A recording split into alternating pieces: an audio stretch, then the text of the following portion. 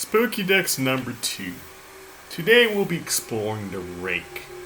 This creature was sighted in parts of America. To just give a brief background, during the summer of 2003, events in the northeastern United States involving a strange human-like creature sparked brief local media interest before an apparent blackout was enacted.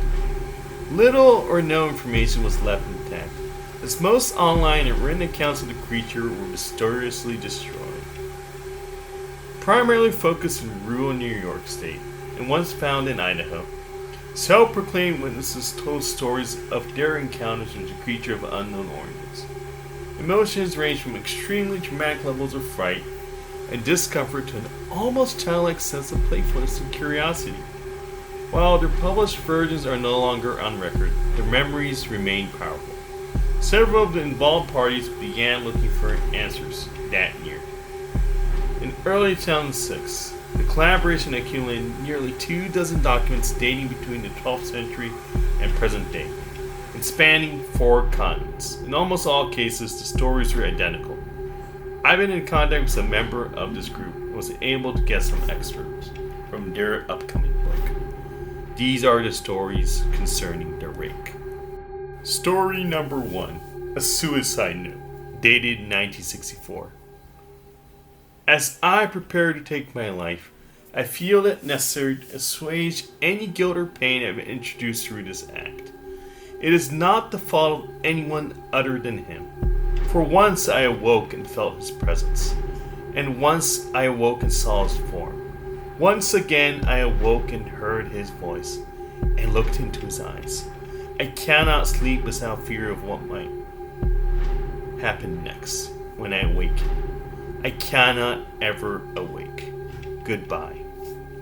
This was found in the same wooden box where 2 empty envelopes were addressed to William and Rose, and one loose personal letter with no envelope, addressing Dearest Linny. I have prayed for you. He spoke your name. The second story is a journal entry translated from Spanish, dating to 1880. I have experienced the greatest terror. I have experienced the greatest terror. I have experienced the greatest terror. I see his eyes when I close mine. They are hollow, black. They saw me and pierced me. His wet hand. I will not sleep. His voice. Unintelligible text. The third entry comes from a mariner's log, dated 1691. He came to me in my sleep. From the foot of my bed, I felt a sensation. He took everything. We must return to England. We shall not come here again, at the request of the Rake. Lastly, the most recent excerpt comes from a witness, dated 2006.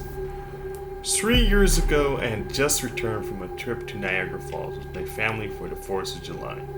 We were all very exhausted after a long day of driving, so my husband and I put the kids straight to bed and called it a night.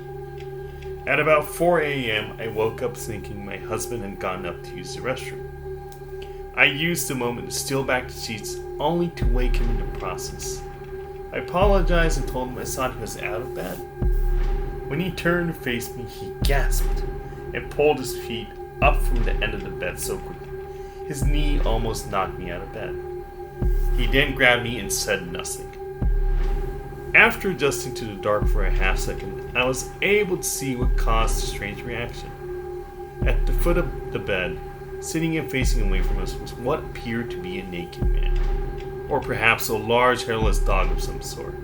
Its body position was disturbing and unnatural, as if it had been hit by a car or something. For some reason, I was not instantly frightened by it, but more concerned as to its condition. At this point, I was somewhat under the assumption that we were supposed to help him. However, my husband was peering over his arm and knee, tucked into the fetal position, occasionally glancing at me before returning to the creature. In a flurry of motion, it scrambled around the side of the bed, and then crawled quickly in a flailing sort of way right along the covers until it was less than a foot from my husband's face. It was completely silent for about 30 seconds, perhaps probably closer to 5, but it seemed like a while. Just looking at my husband. It then placed its hand on his knee and ran into the hallway, leading to the kids' rooms. I screamed and ran for the light switch, planning to stop this thing before it hurt my children. When I got to the hallway, the light from the bedroom was enough to see it crouching and hunched over about 20 feet away. It turned around and looked directly at me, covered in blood.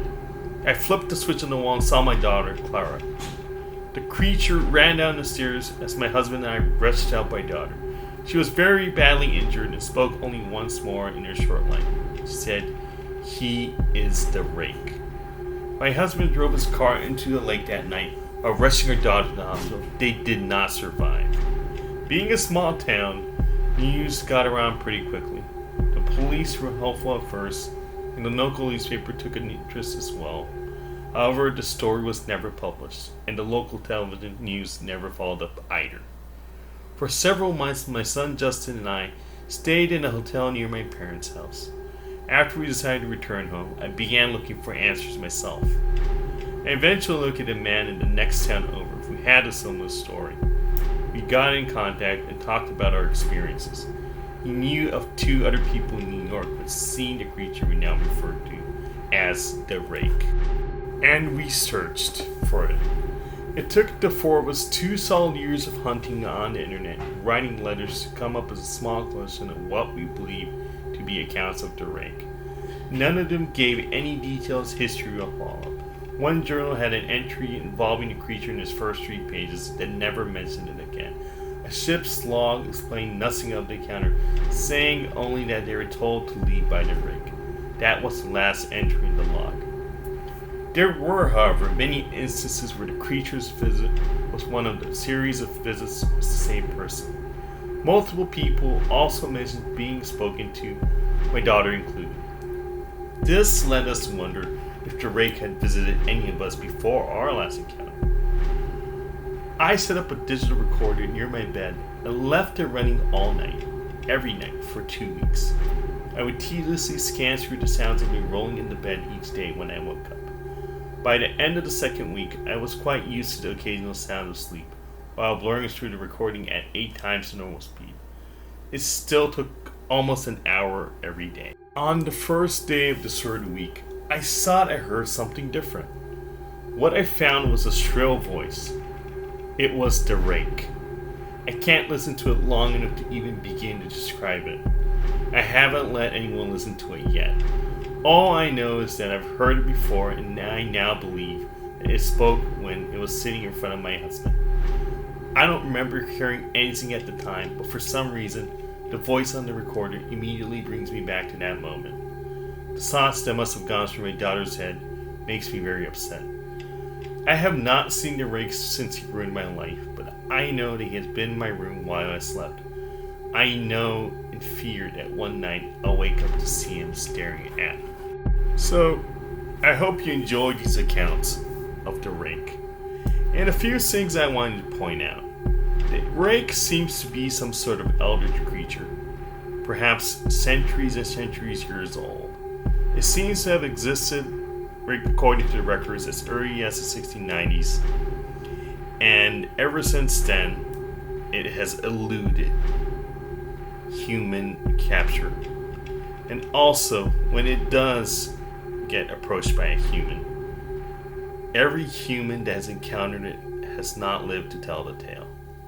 Perhaps the Rake is so powerful it can end people's lives. Perhaps it uses some sort of hex.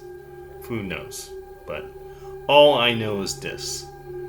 Anyone who pursues the Rake will meet an untimely end, whether today, tomorrow, or eventually.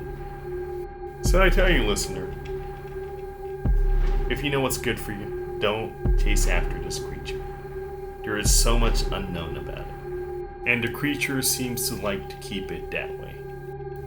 So in the meantime, listeners, be sure to avoid pursuing the Rake. I will, of course, do my research and find a way to seal off this eldritch creature, but until then, keep safe and avoid the northeastern United States.